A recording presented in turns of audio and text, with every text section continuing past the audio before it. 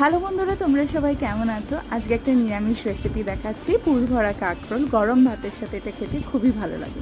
তো লম্বা করে প্রথমে আমি কাঁকরোলগুলোকে কেটে নিয়ে ওটা একটু জলে সিদ্ধ করে নিয়েছি নুন দিয়ে। তারপর ওটা চামচের সাহায্যে আমি শাঁসটাকে স্কুপ করে নিয়েছি।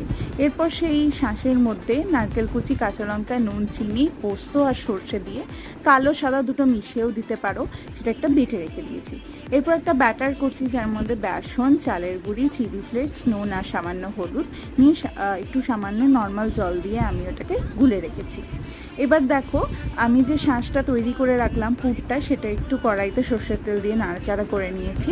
তারপর একটু শুকনো হয়ে উঠলেই আমি পুরটা এবার কাঁকরোলের মধ্যে দিয়ে ভরে তারপর আমি যে বেসনের ব্যাটারটা করে রেখেছিলাম সেটা একটু ওপরে কোট করে দেবো, যাতে ফিলিংটা বাইরে বেরিয়ে নিয়ে যায়।